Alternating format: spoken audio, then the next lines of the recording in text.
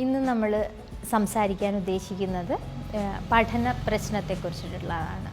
അതായത് കുട്ടികൾ പഠിക്കുക എന്നത് എല്ലാ കാലത്തും പാരൻസിനെ സംബന്ധിച്ചൊരു പ്രശ്നമായിട്ടുള്ള കാര്യം തന്നെയാണ്. കാരണം കുട്ടികൾ പഠനത്തിൽ പുറകിലേക്ക് പോകുന്നുണ്ടോ എന്നുള്ളത് സസൂക്ഷ്മം വീക്ഷിക്കൽ ഇന്നത്തെ പാരൻസിൻ്റെ ഒരു പ്രധാന ജോലി തന്നെയാണ്. അപ്പം ഇതിൽ നമ്മൾ കണ്ടിട്ടുള്ള ഒരു അനുഭവമാണ് പറയുന്നത്. എൻ്റെ അടുത്തേക്ക് ഒരു 12 വയസ്സുകാരി പെൺകുട്ടി വരികയാണ്. അപ്പോൾ അവൾക്ക് പ്രശ്നമായിട്ട് അമ്മ പറയുന്നത്, വീട്ടിൽ മറ്റു കുട്ടികളെ വെച്ച് നോക്കുമ്പോൾ ഇവളെല്ലാ കാര്യത്തിലും പുറകിലാണ്. ഈ വലിയ ക്ലാസ് എത്തും തോറും ഇവൾക്ക് പഠിക്കാനും അതുപോലെ ഹോംവർക്കുകൾ കൊടുത്താൽ അതൊക്കെ ചെയ്യാനൊക്കെ ഉള്ള താല്പര്യം കുറഞ്ഞു വരികയാണ്. ഈ ഇടയായിട്ട് അവൾ ബുക്ക് നോക്കുന്നു പോലുമില്ല, പഠിക്കുന്നുമില്ല, ഒന്നുമില്ല എന്നുള്ള രീതിയിലാണ് അമ്മ പ്രശ്നം പ്രസൻറ്റ് ചെയ്യുന്നുണ്ടായിരുന്നത്. അപ്പോൾ വീട്ടിൽ മറ്റുള്ള കുട്ടികളെന്ന് പറഞ്ഞാൽ അവളുടെ അനിയനുണ്ട്, അതുപോലെ അച്ഛൻ്റെ ജ്യേഷ്ഠൻ്റെ കുട്ടികളും അനിയൻ്റെ കുട്ടികളും അങ്ങനെയുള്ള കുറേ കുട്ടികളൊക്കെ ഉണ്ട്. അപ്പോൾ അമ്മ കമ്പയർ ചെയ്യുന്നത് അവരൊക്കെ ആയിട്ട് നോക്കുമ്പോൾ അവരുടെ അത്രയൊന്നും കുട്ടി എത്തുന്നില്ല എന്നുള്ളത് അമ്മയ്ക്ക് വ്യക്തമാണ്. അപ്പോൾ കുട്ടിയുടെ ജനനം തൊട്ടുള്ള കാര്യങ്ങളൊക്കെ മനസ്സിലാക്കുക എന്നുള്ളതാണ് നമ്മൾ ഫസ്റ്റ് വന്നാൽ ചെയ്യുക. അങ്ങനെയുള്ളത് നോക്കിയപ്പോൾ കുട്ടിക്ക് സംസാരത്തിൽ കുറച്ചൊരു താമസം നേരിട്ടിട്ടുണ്ട്. മറ്റു കുട്ടികളെ ഒക്കെ കമ്പയർ ചെയ്ത് നോക്കുമ്പോൾ കുട്ടി അതാത് സമയത്ത് കുട്ടികൾ എത്തേണ്ട കാര്യങ്ങൾ നോക്കുമ്പോൾ സംസാരത്തിൽ കുറച്ച് താമസം നേരിട്ടിട്ടുണ്ട്. അത് കഴിഞ്ഞ് പിന്നെ LKG UKG ഒന്നും കുഴപ്പമില്ലാതെ പോയി. അതിന് ശേഷമുള്ള ക്ലാസ്സുകളിലെല്ലാം തന്നെ അവൾ കഷ്ടിച്ചാണ് പാസ്സായി പോകുന്നുണ്ടായിരുന്നത്. കാരണം ഭയങ്കര ബുദ്ധിമുട്ടായിട്ടാണ് അവൾക്ക് എല്ലാ പഠനത്തിൻ്റെ കാര്യങ്ങളും ഹോംവർക്കുകളാണെങ്കിലും എല്ലാ കാര്യങ്ങളും നേരിടേണ്ടി വരുന്നത്. അപ്പോൾ നമ്മളടുത്ത് എത്തിയപ്പോൾ നമ്മൾ അവളുടെ അടുത്ത് സംസാരിച്ചു, എന്താ പ്രശ്നം. അപ്പോൾ അവൾ വളരെ ക്ലിയറാണ്, എനിക്ക് പറ്റുന്നില്ല, പഠിക്കാൻ പറ്റുന്നില്ല, വായിക്കാൻ പറ്റുന്നില്ല, വായിക്കാനൊന്നും തോന്നുന്നുമില്ല, ഒന്നും ഒരു ഇൻട്രസ്റ്റും തോന്നുന്നില്ല വായിക്കാനും. ക്ലാസ്സിലുള്ള ഹോംവർക്കൊന്നും എനിക്ക് ചെയ്യാൻ ഇഷ്ടമല്ല, സ്കൂളിൽ പോകുന്നത് എനിക്കിഷ്ടമല്ല എന്നുള്ള രീതിയിലാണ് അവൾ പറയുന്നുണ്ടായിരുന്നത്. അപ്പോൾ നമ്മൾ അവളുടെ ടെസ്റ്റുകളൊക്കെ ചെയ്തു. IQ നോക്കിയപ്പോൾ അവൾ എബോവ് ആവറേജ് ഉണ്ട്. അപ്പം പിന്നെ എന്താണ് അവൾക്ക് പ്രശ്നം എന്നുള്ളത് നോക്കുമ്പോഴാണ് അറ്റൻഷൻ നല്ല രീതിയിൽ പ്രശ്നമുണ്ട്. അറ്റൻഷനിൽ ഇമ്പയർമെൻ്റ് ഉണ്ട്, അതായത് ശ്രദ്ധയ്ക്ക് കുറവുണ്ട്. അവൾക്ക് ശ്രദ്ധിച്ച് വായിക്കാനോ മനസ്സിലാക്കാനോ പറ്റുന്നില്ല. പിന്നെ അതുപോലെ തന്നെ നമ്മൾ ലേണിങ്ങിലുള്ള പ്രശ്നം എന്താണ് എന്ന് നോക്കുമ്പോൾ കാണാൻ പറ്റിയത്, അവൾക്ക് കാര്യങ്ങൾ മനസ്സിലാക്കിയെടുക്കുന്നതിനും പ്രയാസമുണ്ട്, എഴുതുന്നതിനും പ്രയാസമുണ്ട്. അതായത് സ്പെല്ലിങ്ങുകളൊക്കെ കറക്റ്റായിട്ട് എഴുതുന്നതിനും എല്ലാം പ്രയാസം നേരിടുന്നുണ്ട്. അപ്പോൾ അങ്ങനെയുള്ളൊരു കുട്ടിയെ എങ്ങനെയാണ് സാധാരണ കുട്ടികളുടെ ലെവലിൽ എഴുതുന്നും പഠിക്കുന്നു ഹോംവർക്ക് ചെയ്യുന്നു നമ്മൾ പ്രതീക്ഷിക്കുക? അങ്ങനെ നോക്കിയപ്പോൾ നമ്മൾ ആദ്യം തന്നെ എല്ലാറ്റിൻ്റെ അടിസ്ഥാനം ശ്രദ്ധയാണല്ലോ. ശ്രദ്ധ കൂടാൻ വേണ്ടിയിട്ടുള്ള ട്രെയിനിങ്ങുകളും റീട്രെയിനിങ്ങുകളും ആയിട്ട് അവളെ പഠിപ്പിച്ച് അത് ഡെയിലി എക്സസൈസായിട്ട് ചെയ്യാൻ വേണ്ടിയിട്ട് കൊടുക്കുകയാണ് ചെയ്തത്. അത് നിരന്തരം ചെയ്യുന്നതിലൂടെ ശ്രദ്ധ കൂട്ടിക്കൊണ്ടുവരാൻ അവളെ സഹായിക്കാൻ പറ്റി.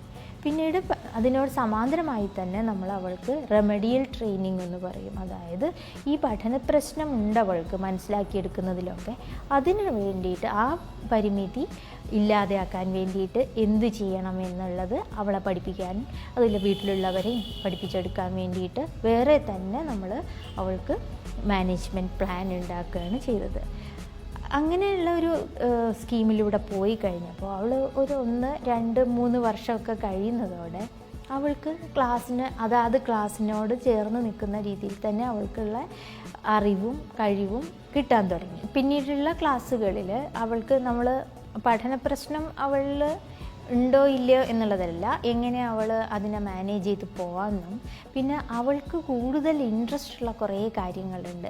ആ കാര്യങ്ങളെ കൂടുതൽ പ്രോത്സാഹിപ്പിച്ചെടുക്കുകയും അതിലേക്ക് അവളെ ശ്രദ്ധ കൊണ്ടുവരികയും ഒക്കെയാണ് ചെയ്തത്. പഠനത്തിൽ പ്രശ്നങ്ങൾ കാണുന്ന കുട്ടികൾ ഇഷ്ടം പോലെ സ്കൂളിലുണ്ടാവാം.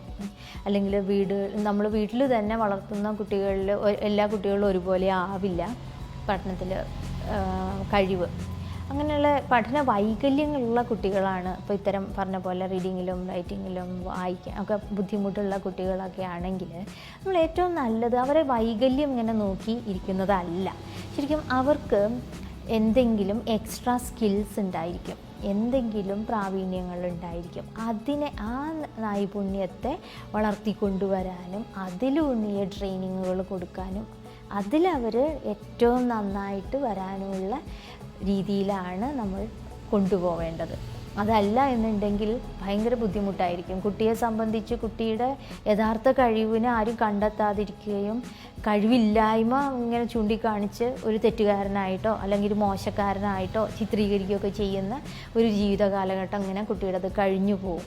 അതിനേക്കാളും ഏറ്റവും നല്ലത് ഇങ്ങനെ നമ്മൾ എന്തെങ്കിലുമൊക്കെ കഴിവുകൾ എക്സ്ട്രാ ഉണ്ടായിരിക്കും അവർക്ക്. അപ്പോൾ അത് കണ്ടെത്തുക, അതിനെ പ്രോത്സാഹിപ്പിക്കുക. ചില കുട്ടികൾക്ക് ടെക്നിക്കലായിട്ട് ഭയങ്കര അറിവായിരിക്കും. ചില കുട്ടികൾ ചിത്രം നന്നായിട്ട് സ്കെച്ചൊക്കെ ചെയ്യുന്നുണ്ടായിരിക്കും. പക്ഷേ പരീക്ഷയ്ക്ക് അവർക്ക് മാർക്കോ കാര്യങ്ങളൊന്നും ഉണ്ടാവില്ലായിരിക്കും. ഏറ്റവും നന്നായിട്ട് മനോഹരമായിട്ട് ചിത്രങ്ങൾ വരയ്ക്കും, പെയിൻറ്റ് ചെയ്യും. കളികളിൽ ഫുട്ബോളിലൊക്കെ ഭയങ്കരമായിട്ട് കളിക്കുന്ന കുട്ടികളായിരിക്കാം. അതല്ലെങ്കിൽ ക്രിക്കറ്റിൽ നന്നായിട്ട് ശോഭിക്കുന്ന കുട്ടികളായിരിക്കാം.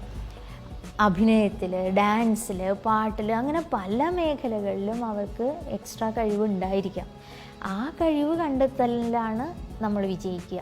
ആ കഴിവ് കണ്ടെത്തുന്നതും അത് ലോകത്തിന് കൊടുക്കാൻ പറ്റും ചെയ്യുന്നതിലാണ് ഒരു പാരൻറ്റിൻ്റെയും അതുപോലെ അധ്യാപകരുടെയും ഒക്കെ വിജയം. ജീവിത വിജയം എന്നാൽ പഠനത്തിൽ ഏറ്റവും മികച്ചതാവുക എന്നും അതല്ലെങ്കിൽ ഏറ്റവും വലിയ റാങ്ക് വാങ്ങുക, ഏറ്റവും നന്നായിട്ട് സ്കൂളിലും കോളേജിലും പഠിക്കുക എന്നുള്ളതല്ല.